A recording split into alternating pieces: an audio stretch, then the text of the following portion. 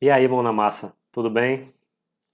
Neste vídeo a gente vai conhecer os aspectos básicos da disciplina, mas voltados para o conteúdo mesmo, né? Vamos ver qual é a bibliografia e entender em um nível bem abstrato o que é análise de sistemas, tá? Começando pela bibliografia, eu uso dois livros base, o do Eduardo Bezerra e o do Weinberg.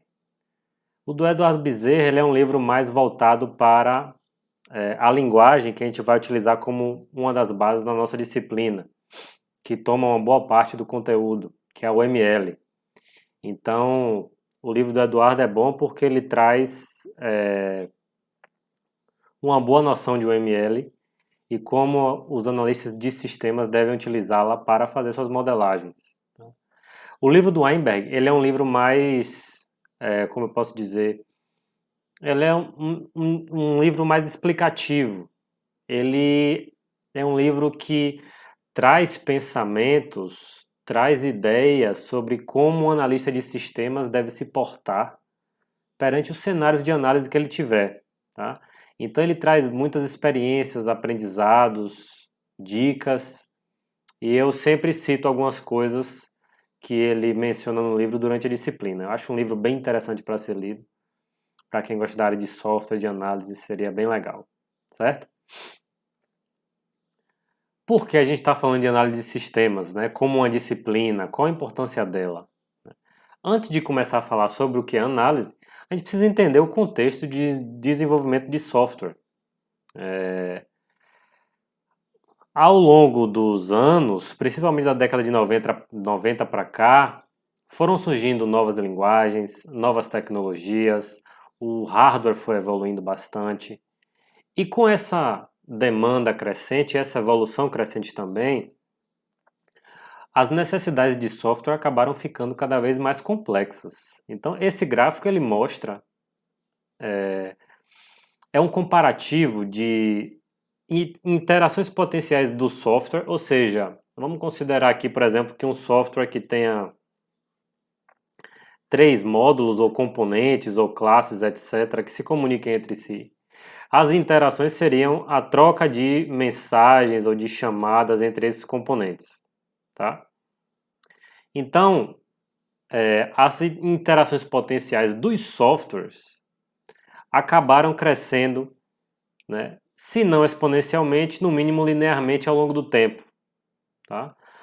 Então, a gente pode ter indicativos de que algumas coisas devem ter acontecido. Ou as interações aqui aumentaram, ou o número de partes interessadas, partes de software interessadas, acabaram aumentando. Se essas partes acabaram aumentando, é bem provável que a complexidade do software, do problema que o software resolve, aumentou. Tá?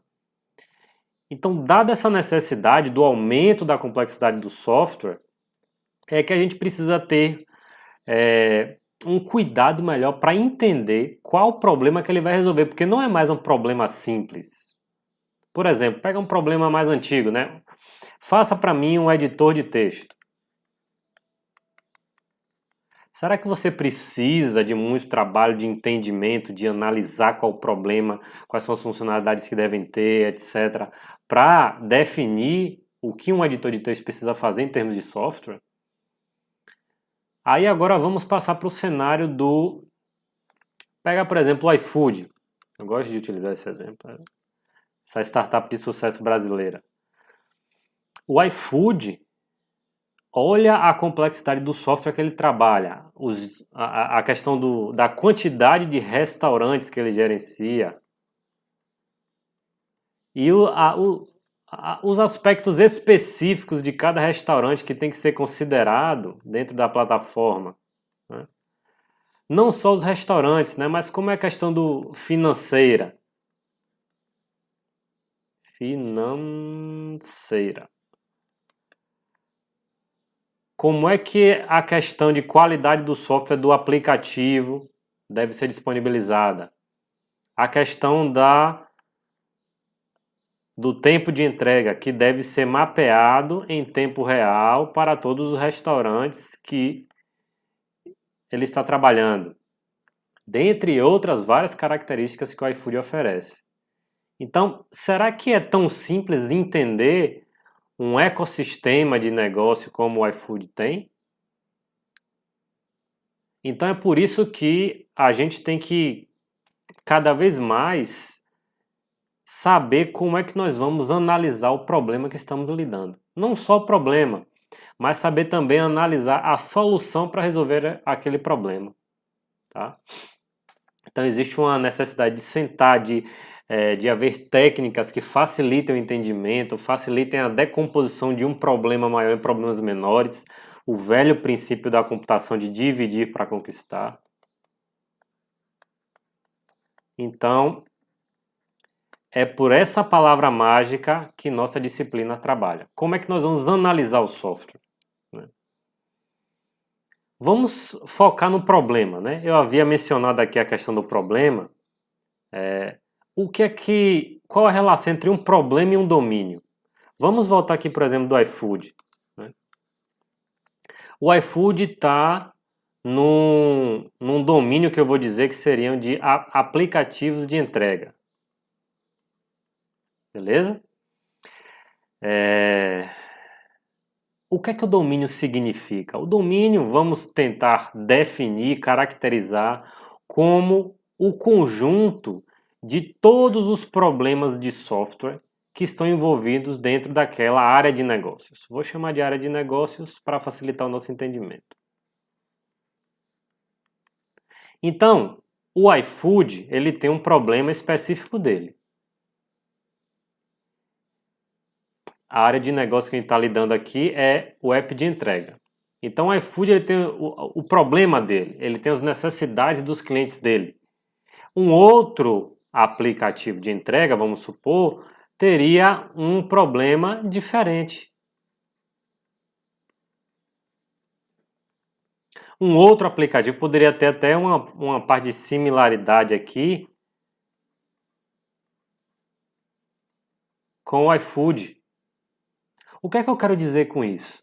O domínio de um problema, ele é um corpo de conhecimento vasto e completo sobre aquela área de negócios. O domínio de apps de entrega corresponde a todos os problemas e características inerentes da área de negócios de apps de entrega. Tá? O problema vamos supor, se a gente estiver trabalhando com conjuntos aqui, é um subconjunto do domínio que você está trabalhando. Por que eu estou falando tudo isso? Porque vamos pegar um exemplo que você vai desenvolver um aplicativo para uma clínica, para gerenciar o pagamento e atendimento de uma clínica. Você vai ter o domínio de software para suporte ao atendimento e pagamentos para clínicas. E a clínica que você vai trabalhar, ela vai ter as necessidades específicas. Então vai ser o seu desafio entender qual é o problema desse software que você vai analisar. Tá? Então é essa relação que a gente tem que fazer. Para que a gente identifique o problema que a gente vai trabalhar, porque isso é fundamental para que a gente não faça nada a mais que o cliente peça, a gente não vai ter que ficar construindo coisas. Nosso trabalho de análise de sistemas é muito mais restringir um domínio a um problema que nós estamos lidando. Tá? Essa é a primeira dica que eu passo para você. É um alerta, porque a gente acha que quando a gente for analisar um sistema, a gente vai começar a criar coisas, construir coisas, modelos que vai ficar relacionando. Olha, esse software tem essas entidades aqui, tem esses componentes e módulos. Mas nosso trabalho é muito mais a gente saber o que é que o domínio daquele software que a gente está lidando tem e restringir esse domínio para um problema bem definido. Fazer exatamente aquilo que o cliente quer. Tá?